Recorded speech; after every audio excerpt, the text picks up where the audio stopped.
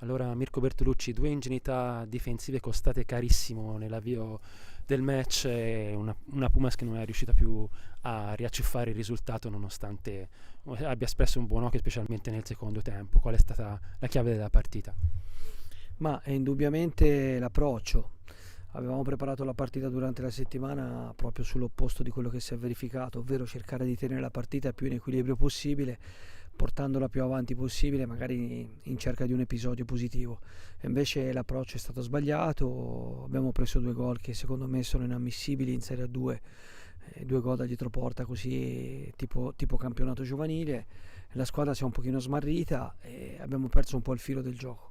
Poi nel cercare di ricostruire abbiamo creato, prima di prendere il 3-0 potevamo aver segnato, però su un contropiede abbiamo preso il 3-0 e da lì è iniziata un'altra gara, una gara a rincorsa del cronometro, a rincorsa del risultato. Devo dire che però ragazzi poi sono stati bravi, perché per come si era incanalata prendere una goleada ci sarebbe stata tutta. Invece ci siamo riorganizzati, riordinati e specialmente nel secondo tempo abbiamo alzato il ritmo della fase difensiva, abbiamo spinto molto di più in avanti, abbiamo fatto il 3-1 e per un periodo siamo stati secondo me superiori anche a livello di costruzione di gioco. Poi, come spesso capita quest'anno, una decisione inaccettabile, incomprensibile, il secondo cartellino di Michele ha creato la punizione prima del 4-1 e lì la partita di fatto è finita. E due assenze pesanti, quelle di Matteo Marchetti e di Cardella, ecco. Quale peso hanno questi due giocatori nell'economia del gioco della Pumas?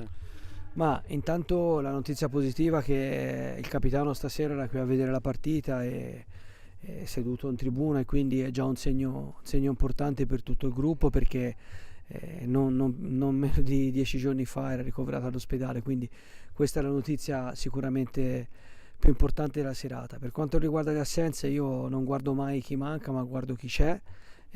Devo dire che il secondo tempo ragazzi hanno speso tanto, con l'entrata di Giovanni abbiamo trovato un pochino più di equilibrio nella fase di costruzione, però ripeto, nel momento che potevamo sinceramente aver creato la situazione per fare il 3-2 è venuto questo cartellino che è pesato tanto. C'è da dire che la partita l'avevamo preparata in un determinato modo. Stasera sinceramente sono un pochino rammaricato da come si è presentata la squadra, perché concedere 10 minuti a una squadra come il Centro Giovani o come altre squadre che ci sono in questi giorni qui, poi dopo ti obbliga a fare una partita quasi perfetta, e noi non ci siamo riusciti, quindi il risultato ci sta tutto.